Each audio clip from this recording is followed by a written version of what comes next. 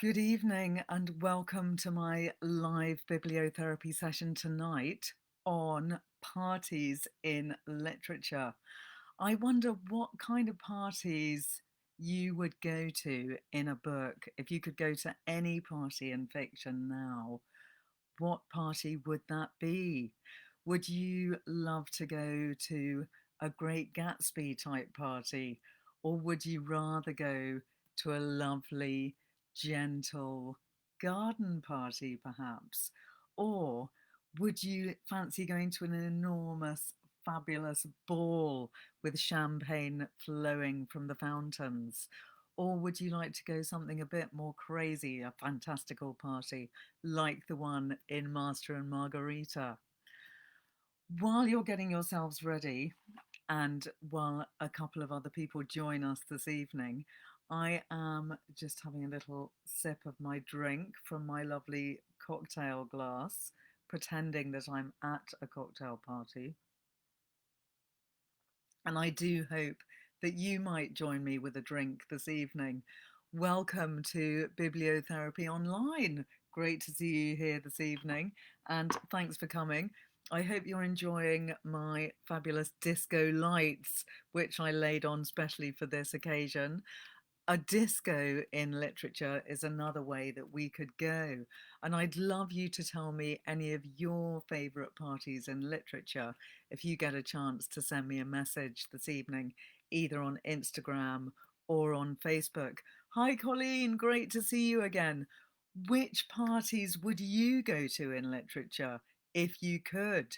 Do you have any in mind? Tell me if you've got any where you really want to go. So, I want to start this evening by talking about garden parties. Hi, Helen, great to see you too. I wonder if you've got any favourite parties in literature. Do send me messages as we go along, because part of the joy of these sessions is hearing your opinions and thoughts about your favourite books and the things that you're missing in real life and how we can find them in literature. Obviously, parties is one of those things in a major way that we're missing. I think that human contact, that ability to meet new, unexpected people.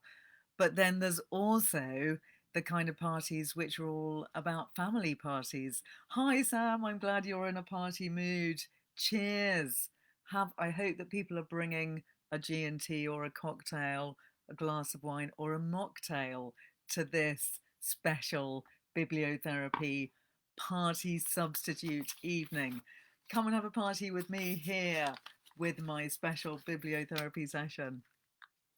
So I'm going to start with talking about a garden party. And there's actually a really lovely short story by Catherine Mansfield called The Garden Party, which was written in 1922, which, if you don't know, must say you must read. Hi, Giddy, great to see you here this evening too. You would love a garden party short story, seeing as you live in a beautiful garden and you are probably dying to throw a party in that garden. The party in this story by Catherine Mansfield is a very beautiful, very refined, very sophisticated garden party. And it, in a way, seems like the apotheosis of all garden parties. It's probably the perfect ever garden party, but it does have elements that go wrong, which you will discover. And I'm just going to read you a little bit about it, because when I read the story this morning, I was transported into a gorgeous, beatific, sunlit state and felt like I was actually in New Zealand in the 1920s, sitting in a lovely garden, drinking champagne with friends. Wouldn't we all like to be there now? Floating into a marquee, eating lovely cucumber sandwiches, and generally floating around on a balmy breeze. This is the beginning of The Garden Party by Catherine Mansfield. And after all, the weather was ideal. They could not have had a more perfect day for a garden party if they had ordered it. Windless, warm, the sky without a cloud. Such a far cry from what we're getting outside at the moment. There's huge gales going on outside my window. Don't know about any of you. Only the blue was veiled with a haze of light gold, as it is sometimes in early summer. The gardener had been up since dawn, mowing the lawns and sweeping them until the grass and the dark flat rosettes where the daisy plants had been seemed to shine. As for the roses, you could not help feeling they understood that roses are the only flowers that impress people at garden parties, the only flowers that everybody is certain of knowing.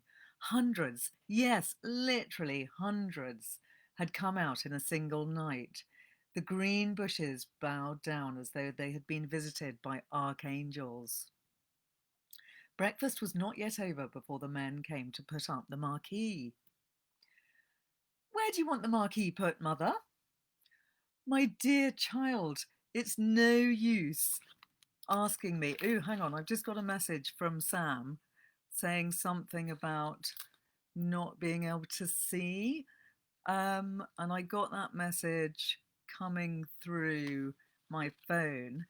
Maybe put a message on Facebook if you're having any technical issues. Is it a sound issue or is it a vision issue? Let me know, because I don't think I'm going to be able to see that message from you, Sam. So if you can, send me the message again on Facebook. Anyway, I'm going to carry on reading from The Garden Party. If anyone does have any technical issues and can't hear or see very well, let me know, because hopefully I might be able to do something about it. "Where do you want the marquee put, Mother?" "My dear child, it's no use asking me. I'm determined to leave everything to your children this year. Forget I am your mother. Treat me as an honoured guest." But Meg could not possibly go and supervise the men. She had washed her hair before breakfast, and she sat drinking her coffee in a green turban with a dark, wet curl stamped on each cheek. Jose, the butterfly, always came down in a silk petticoat and kimono jacket. "You'll have to go, Laura. You're the artistic one." Thanks, Giddy, for telling me that that it's okay on Facebook. I hope it is. And do let me know, anyone, if you have issues. I'm always trying to improve my technical situation and haven't yet got it completely perfect. So for people that are just joining now, I'm reading from The Garden Party by Catherine Mansfield, which is a really lovely and very thought-provoking story, which seems at first to be a perfectly gorgeous garden party, but then something traumatic happens and it becomes very dramatic. So I hugely recommend it because it just takes you to another place, which is in New Zealand in the 1920s. Away Laura flew, still holding her piece of bread and butter. It's so delicious to have an excuse for eating out of doors. And besides, she loved having to arrange things. She always felt she could do it so much better than anyone else. 4 men in their shirt sleeves stood grouped together in the garden path. They carried staves covered with rolls of canvas. They had big tool bags slung on their backs. They looked impressive. Laura wished now that she was not holding that piece of bread and butter, but there was nowhere to put it, and she couldn't possibly throw it away. She blushed and tried to look severe, and even a little bit short-sighted as she came up to them. "Good morning," she said, copying her mother's voice. But that sounded so fearfully affected that she was ashamed and stammered like a little girl. Have you come? Is it about the marquee?" "That's right, miss," said the tallest of the men, a lanky, freckled fellow, and he shifted his tool bag, knocked back his straw hat, and smiled down at her. "That's about it." His smile was so easy, so friendly that Laura recovered. What nice eyes he had, small, but such a dark blue. And now she looked at the others. They were smiling too. "Cheer up, we won't bite," their smiles seemed to say. How very nice workmen were. "And what a beautiful morning." She mustn't mention the morning. She must be businesslike. "The marquee." So it continues in this way, and we slowly realise that Laura comes from a very middle class to upper class upbringing, and she is, without meaning to be, being quite snobby to the workmen around her. And then we suddenly hear that someone who comes from the village just outside this beautiful house where they're having an enormous party with a marquee, someone has just died. He's been thrown off his horse and died instantly when he hit the ground, leaving 5 children and a wife. And the heroine of the story, Laura, then feels terrible and thinks we really shouldn't be having a party. How can we carry on having a party when this man has just died just outside our door? And there's really fantastic descriptions which Catherine Mansfield manages to convey the inherent snobbery and the difference in classes between the groups of people, and it's actually completely agonizing to witness. And the story goes on, and I won't tell you what happens, but it is a fantastic tale. And although it is sad and it does have these unfortunate elements that make you worry for the state of the soul of Laura and the people around her, you also still have this wonderful sense of the joy and vibrancy and vitality of youth in this glorious party. So it is a party that really makes you love. I mean, it's a story that really makes you love. The idea of a garden party, which is probably the kind of party that I'm missing most. What kind of parties are you most missing, I wonder? There are so many. And actually, having these disco lights overhead, which I'll just give you a little bit more of a reveal of for people on Facebook who can't see them so well, is making me really feel like going to a deep, dark, seedy party. But let's move on to that kind of party in literature in a little bit. And meanwhile, I'm going to talk a little bit more about outdoor garden parties. So, one of the best and most famous and longest garden parties in literature is the one in Le Grand Meulne by Alain Fournier, in which there is a 3-day engagement party at a grand house. And this is set in 1913. I think the French are famous for having some of the longest parties ever in real life and in literature. And the party in Le Grand Meulne is mythically long and fabulous and mysterious and like a kind of dream.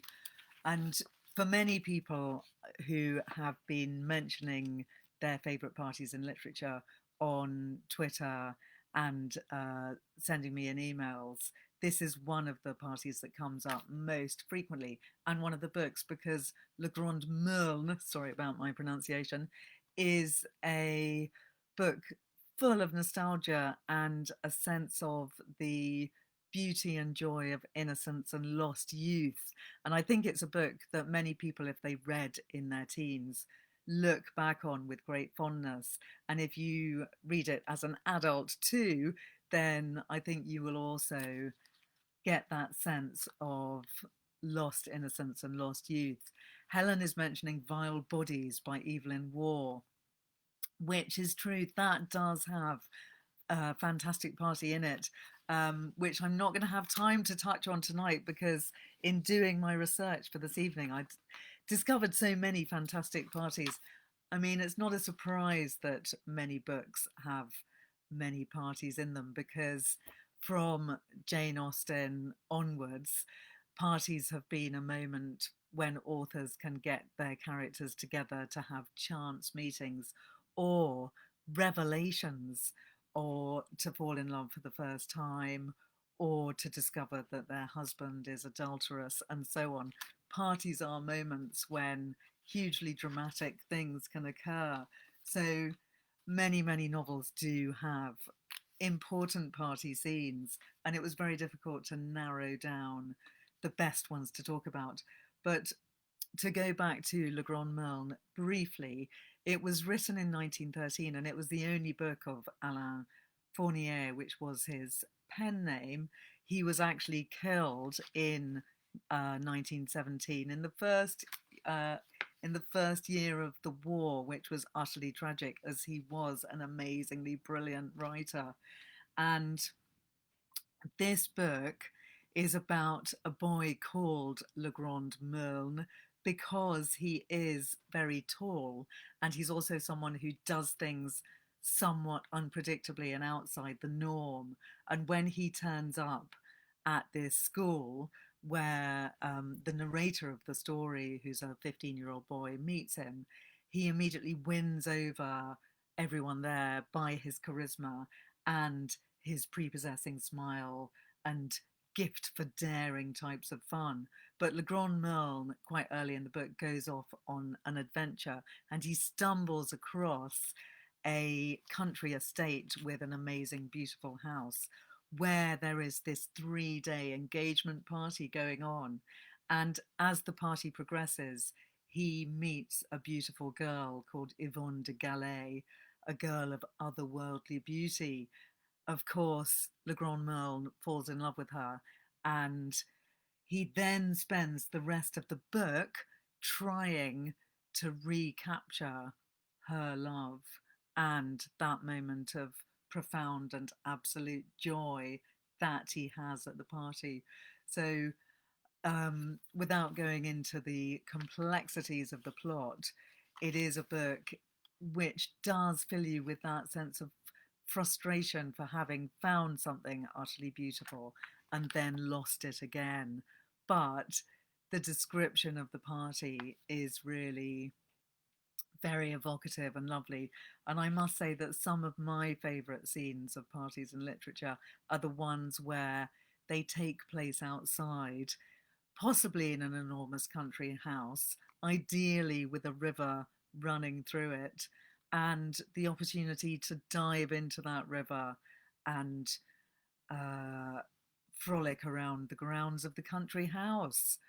I know that there is such a scene in a book that I've read, and I can't quite place it, and I wonder if any of you can. So if you know the scene that I'm talking about, where there's a huge country house, lots of beautiful young, probably 18, 19-year-old men and women floating around, chatting, drinking, having picnics.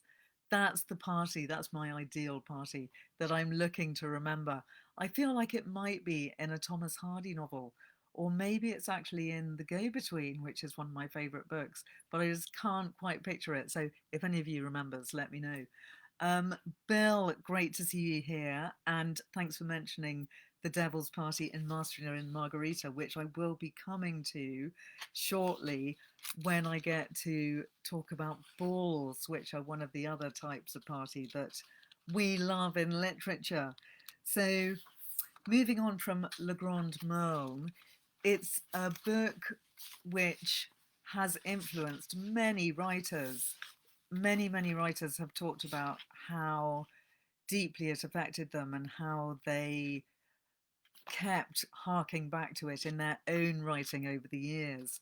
But the writer who probably owes the most to Le Grand Meulne is Scott Fitzgerald for The Great Gatsby, because The Great Gatsby's title actually refers to Le Grand Meulne, because Le Grand means the great, and Fitzgerald very knowingly stole the idea of the great for his idea of the Great Gatsby, not just as a title, but as a concept, because Gatsby was, in his mind, someone who had many of the same characteristics as Le Grand Meulne, in that he was somebody larger than life, somebody very charismatic, somebody who perhaps lived slightly out of the bounds of the norm and who didn't necessarily believe in society's rules, which is what Le Grand Meulne was like,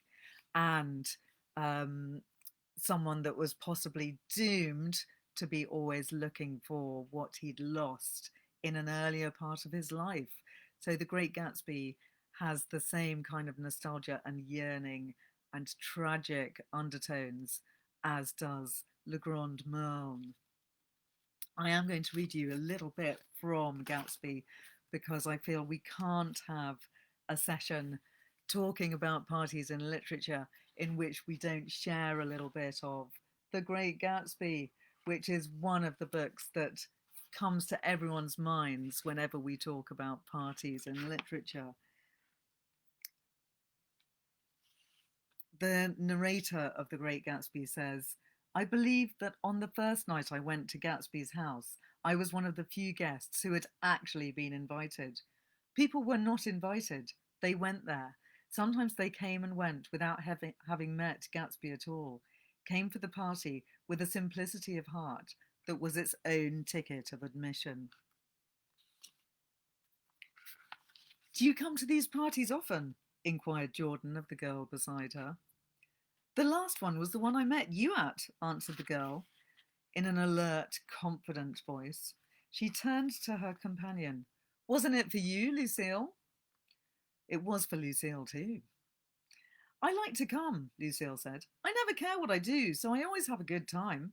When I was here last, I tore my gown on a chair, and he asked me my name and address. Inside of a week, I got a package from Poirier's with a new evening gown in it. Wouldn't we all like to go to a party like that? Did you keep it? Asked Jordan. Sure I did. I was going to wear it tonight, but it was too big in the bust and had to be altered. It was blue with lavender beads. $265. There's something funny about a fellow that'll do a thing like that, said the girl eagerly. He doesn't want any trouble with anybody.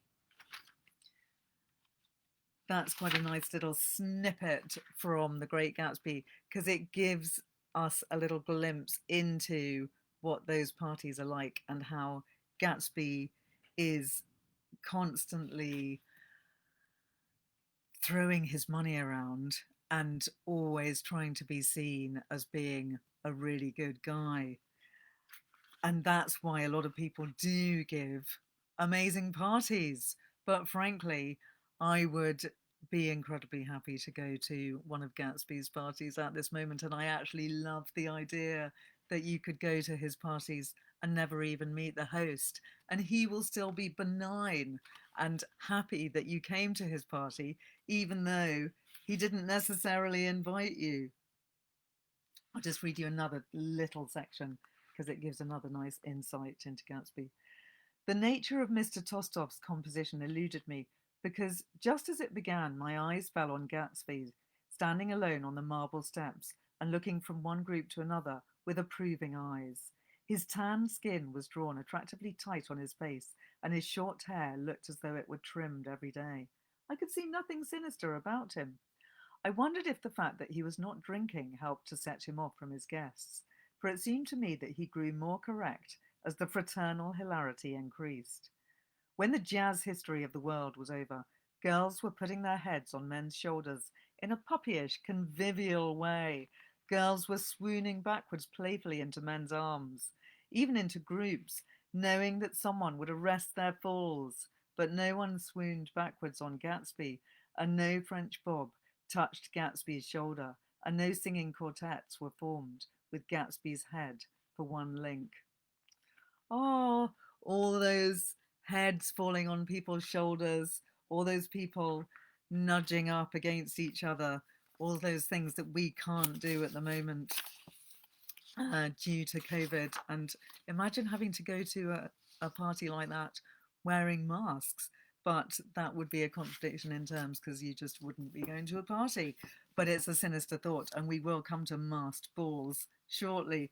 So balls are another type of party that we love in literature, and many a fantastic ball is attended in the likes of Vanity Fair by Thackeray, which is one of my favourite novels, Pride and Prejudice, many of those classic novels from the 18th and 19th century. But one of the ones that I also really like is A.S. Byatt's The Children's Book, which, as you can say, is quite a big tome. And it's really quite dense and rich, book full of many different characters. Apparently, so many characters that when Antonia Byatt wrote the book, she had to keep an Excel spreadsheet in order to keep a grip of her characters. And it has a huge amount of real history in it. It takes place between 1895 and through the First World War, over a period of about 30 years. And it's loosely based on the real children's writer E. Nesbit. And there are many other real characters dotted throughout the book, such as J.M. Barrie, Rupert Brooke, William Morris, Bernard Palissy, who's an expert potter, Oscar Wilde, Edward Carpenter and George Merrill, lifelong companions, Emmeline Pankhurst, and so on. So it is a book that packs in a lot of history, and actually, at times, it can get a tiny bit self-consciously full of history. There are moments when you can feel A.S. Byatt telling you all about what was really going on in great detail, which is really interesting. But what's more fabulous about it is the story of all the different characters and the way that they interact with each other. And the main gist of it is it's about a woman called Olive Wellwood, who is a children's writer. And what Antonia Byatt wanted to explore in this book was whether being a creative parent is a good thing for your children, and how your creativity might affect your children. And Olive's amazing storytelling abilities do come at a cost with her human relationships, particularly with her children. There are fatalities. That's all I'm going to say about what happens to her children. But there are lots of wonderful stories interwoven in this book, which are parts of the stories that Olive Wellwood writes, which are also fictional. They're part of the stories that A.S. Byatt tells. But there are also amazing parties in the book, because it's all about very creative people who live somewhere down in Sussex in a kind of very rambling country house with a huge garden, and they spend a lot of time putting on plays, making puppets, writing stories, and generally having fun, often outside and often all night. There are also moonlit walks that go on throughout the whole night. Some of my favourite passages are about people walking vast distances over 2 or 3 nights from London down to Kent and down to Sussex. There's also lots of scenes that take place within real museums, the Victoria and Albert Museum, for instance. But there is a wonderful ball in this book, and I'll just read you a small section of it so that you can have a feeling of Antonia Byatt's writing and how she describes the ball. Gerald was enjoying the dance against his expectations.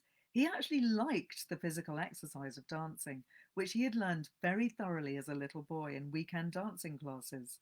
There was no call to dance in King's College. He looked at the young women to work out which would be pleasurable to dance with from his point of view. The best dancer was Griselda Wellwood, who moved elegantly, almost like a perfect mechanical doll. But her little book, decorated with lilies of the valley, was crowded. He booked what he could and went back to Florence Kane. She had more space, having refused to give Geraint as many dances as he wanted. She was, in Gerald's view, the second best dancer, less perfect in her movements, but also less mechanical, and he discovered after stepping out with both young ladies, more responsive to his leading, readier to follow him in inventing variations on the steps. She annoyed him at first by what he saw as a tedious attempt to make conversation that would interest him. She discussed dancing and Jane Austen. She went on to Shakespeare and Dante. It took him quite some time between the creation of steps on the spot and sudden swirls to realise that she was talking perfectly good sense, even wittily, about Shakespeare and Dante, even if a supper dance was the wrong place. He answered with amusement and twirled her again. Both Prosper and Julian observed her flush of delight with irritation, bordering on fury. They were too far away to see that her knees were trembling, and only she knew what was going on inside her, under her flowing skirt, as she swayed in time to the music. I love that description of dancing, and doesn't it make you want to dance yourselves? We definitely have to have some dancing parties, possibly even online if there's no other hope for a party. And I'm really looking forward to all the parties that we can have once lockdown is over. But that book did make me think about the idea of choosing your dancing partner in that rather calculated way. I found that a tiny bit sinister and almost a bit too earnest, maybe. But I guess it's fair enough. He wanted to dance with the best dancer. I now want to move on to another amazing ball in literature, which I would like to thank Rosalind Janner for bringing to my attention on Twitter. It's a book called The Snowball by Bridget Brophy, which was written in 1965. And Rosalind Janner wrote a really excellent article in Prospect magazine all about why we ought to be reading this book, The Snowball, right now. So I've been listening to it on audio and I highly recommend it. I haven't actually finished it yet, but I'm going to read you a little bit about it from what Rosalind Janner was saying, because she describes it so well and makes you really want to read this book. It all takes place over one night. It's New Year's Eve, a bit like another book I was talking about recently, Lillian Boxfish Takes a Walk, which is another fantastic book, but not one really so much about parties as The Snowball, which is all set in a ball. Um, so I'll just read you a little bit about it, thanks to Rosalind. At the centre of that cast, that's the cast of the book, stand three women. The ball's hostess, a 50-something woman named Anne, slides through the throng clad in a golden syrup of lame. Don't you just love that description? A golden syrup of lame. The grand house, which forms the setting for the ball, is full of ugly statues, grand staircases, voluptuously white bedrooms, and secretly stashed handfuls of expensive peppermint creams that Anne, who's a 18-year-old girl also at the party, occasionally steals off to eat. Oh, sorry, no, Anne is the 50-something-year-old woman, getting muddled up now. She's not the only one sneaking around. 18-year-old Ruth, awkwardly costumed as Cherubino from Mozart's The Marriage of Figaro, because this is a ball where everyone's dressed up, arrives with her parents and proceeds to do the most teenage thing imaginable, interspersing her dances with brief retreats to the cloakroom to write in her diary. Her entries are frantic and earnest, an effort to have an exact record of how she felt at the time. Throughout the night, she frets about boys, intimacy, and the book's protagonist. Anna Kay is the most attractive woman I've ever seen. I detest her. I love that detail of Ruth, the teenager, observing everyone and frantically going into the loo to write in her diary. Of course, nowadays, that teenager would be going into the loo and frantically texting or writing on Snapchat to her friends and telling them all about it and probably sending pictures too. But in 1965, it would have been a diary that she would have been writing. And think of the joy of that, of having a diary that you wrote at a party. Let's all take up diary writing again and possibly take our diaries to parties too. Actually, that's one of the things that I haven't really touched on yet this evening, is being at a party when you're hiding, either hiding in the loo or hiding in the kitchen. Haven't we all done that in our time? And I've been having conversations with people since getting onto this theme about how we miss being squeezed into kitchens, talking to people that we don't necessarily know that well, drinking slightly random drinks, and then going back to the dance floor in the main part of the house. This book, The Snowball, is a really fantastic book that, although it is set in 1965 and it is in a very grand house, is one which does have huge relevance to now, with everyone wearing their disguises and their masks. And it gives you a vicarious joy in being at a party, which is massive and wonderful, and has a sense of energy, a bit like a sea, a surge of bodies. And there's this whole dance of people half recognizing each other, half not, through their masks. So that's a book I'd really recommend. The Snowball. Read it if you can, by Bridget Brophy. It's a classic and it's just been reissued as well. Balls in literature are, as I was saying, very frequent, and there's many an amazing ball, such as in War and Peace. But the one that comes to mind for me, which Bill was referring to earlier, is the one in The Master and Margarita, which is Satan's Ball. It's an absolutely amazing scene. Now, if people don't know The Master and Margarita by Mikhail Bulgakov, it is a fantastic novel with many different layers and different aspects. It does have the devil in it, and it also has Jesus and Pontius Pilate. It's a book that I hugely recommend and that you must read if you haven't read it yet. But tonight we're just going to talk about the ball, the devil's ball, because our theme is parties. Hi, Planty. Thanks for joining tonight. We're now on to Mikhail Bulgakov and his satanic ball.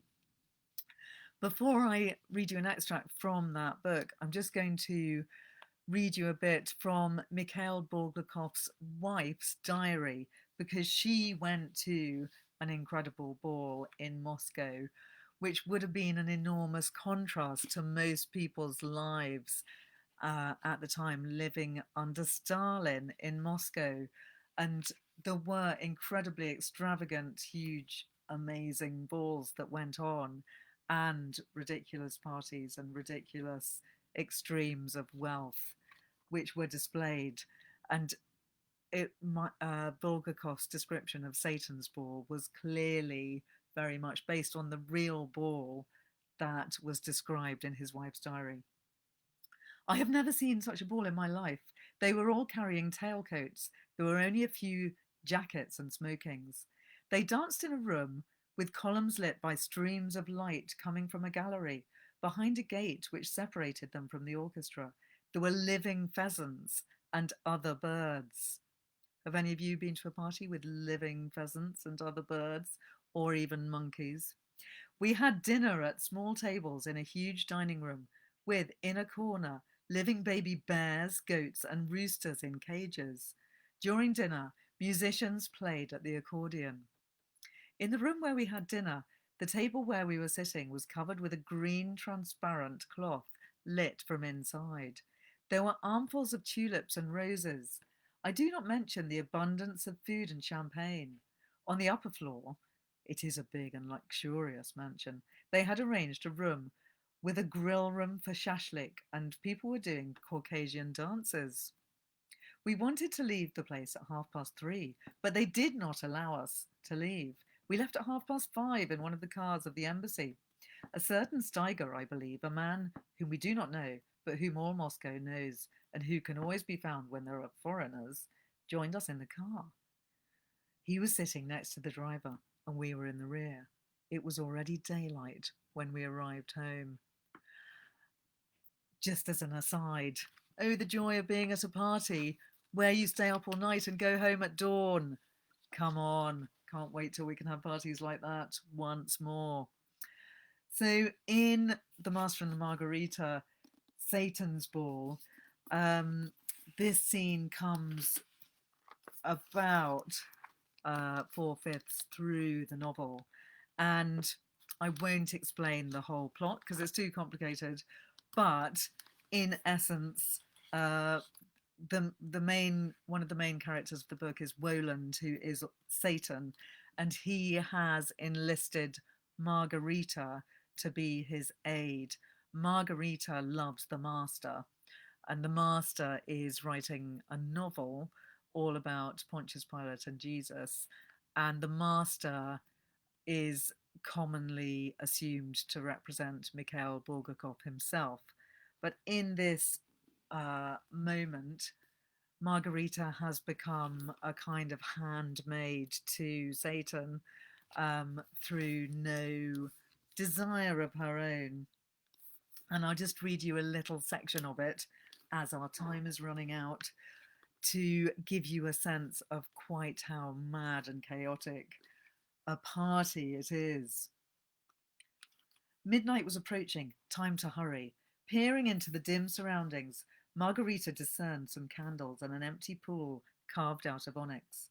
As Margarita stood in the pool, Hella, assisted by Natasha, poured a thick, hot red liquid all over her.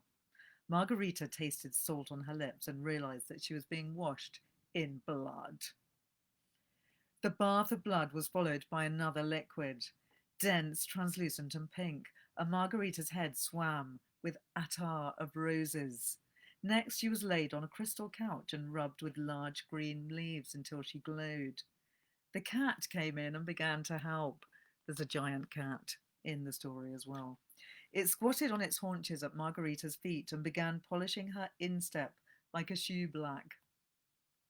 Margarita never remembered who it was who stitched her shoes out of pale rose petals, or how those shoes fastened themselves of their own accord.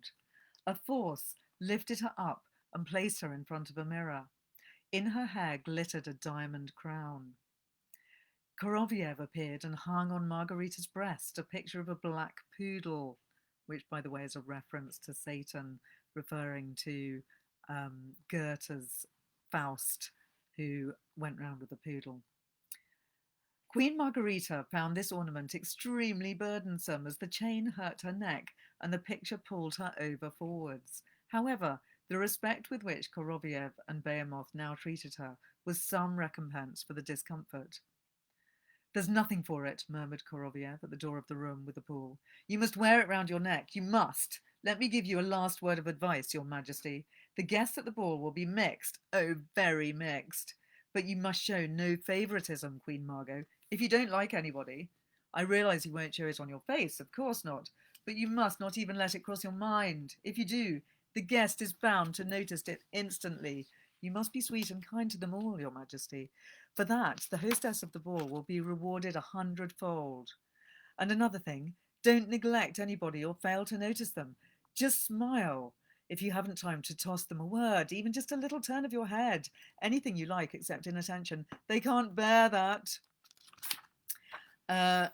There's too much madness in this fantastic scene to go into in depth, but in brief, the guests come into the ball through a fireplace and they are actually coming direct from hell, but when they arrive in the ball they transform and they take on human beauty, having lost it down in hell. They are frequently naked if they're women, but if they're men, they suddenly are attired in full dinner suits. And all of the people who come to this ball have committed terrible crimes, which is why they're in hell. So Margarita has to deal with the crimes that they've committed.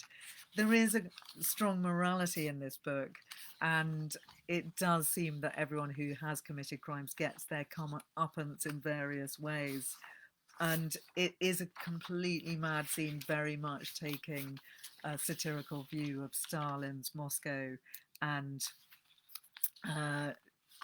poking fun at the real extravagant parties that did happen at the time. But you've got to read it to experience the true madness, because people turn into monkeys. That's why I was talking about monkeys earlier. Margarita ends up flying into the night. There's a huge element of magic realism, and it's all complete madness and chaos, but it does have a certain majestic beauty. And the book itself, despite having these completely mad scenes, it also has amazingly still, quiet, gorgeous moments when Jesus is talking to Pontius Pilate, and those are interspersed throughout the book. So I'd really recommend it as a brilliant, mad, and wonderful read.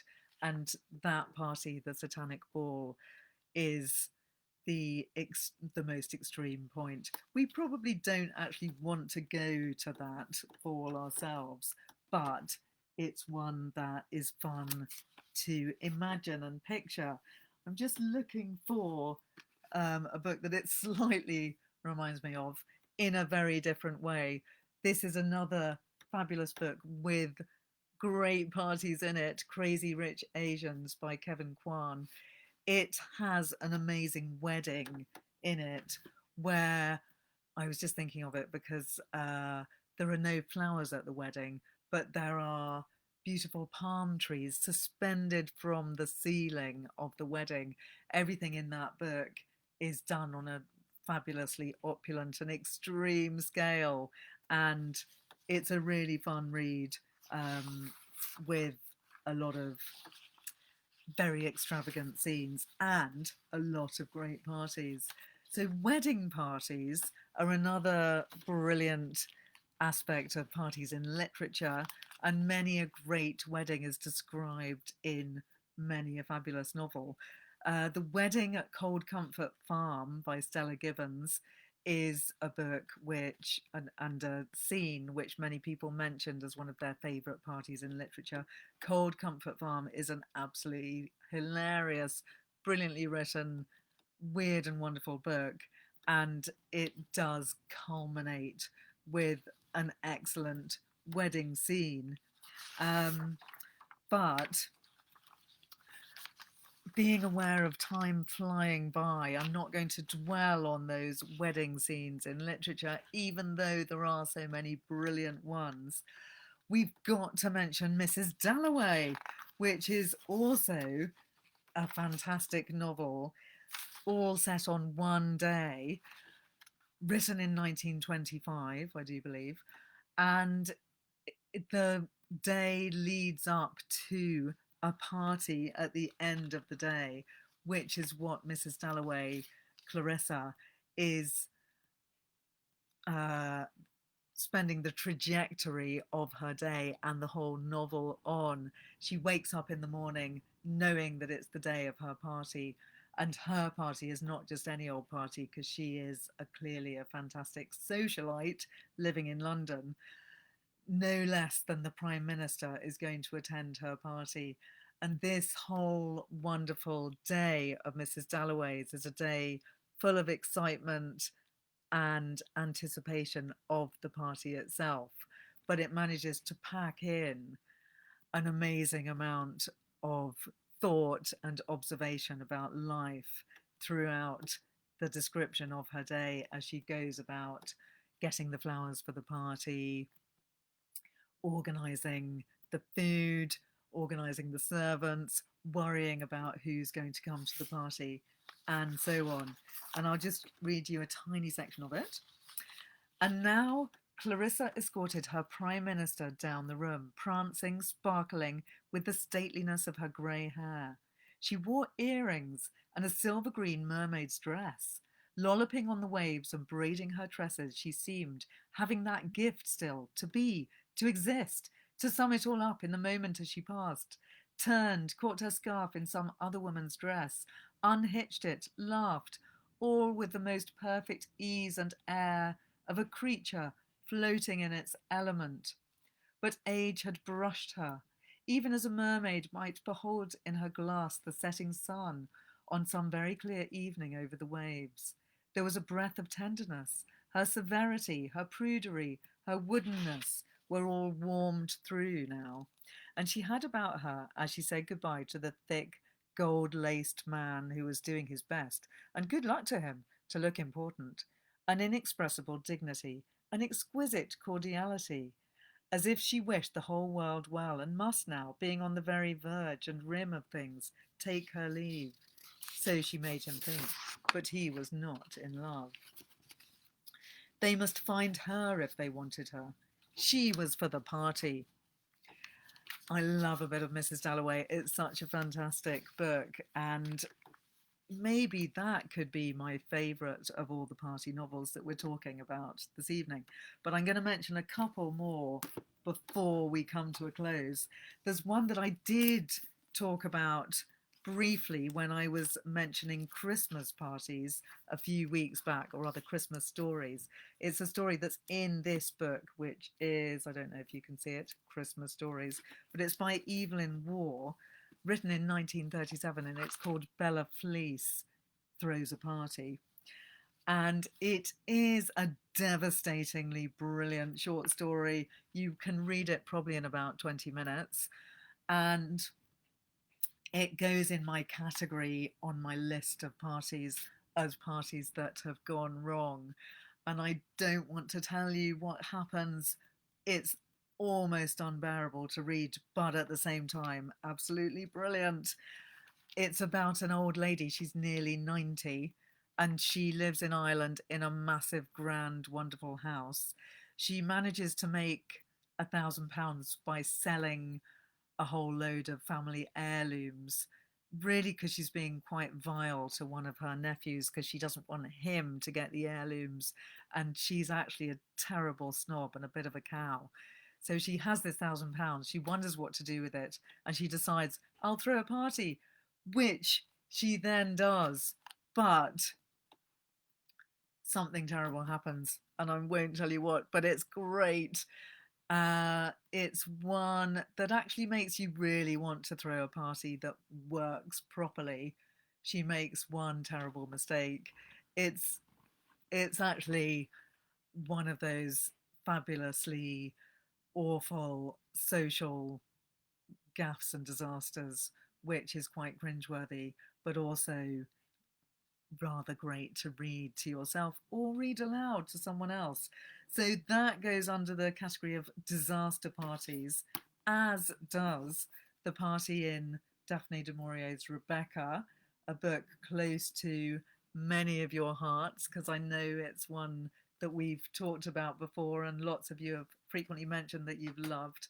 And I'm sure that people who love this novel will know and remember the terrible and tragic scene where Mrs. De Winter, our heroine, dresses in the wrong dress and comes down at her own party to disaster.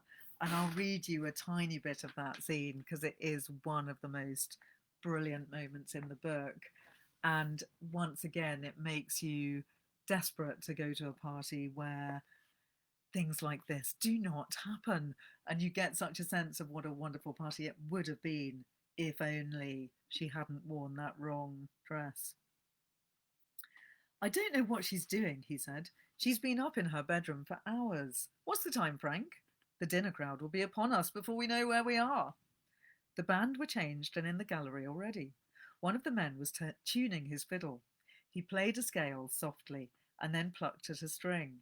The light shone on the picture of Caroline de Winter.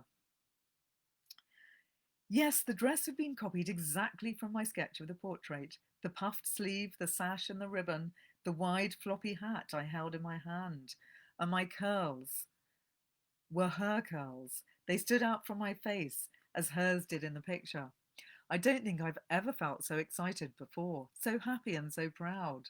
I waved my hands at the man with the fiddle and then put my finger to my lips for silence. He smiled and bowed. He came across the gallery to the archway where I stood.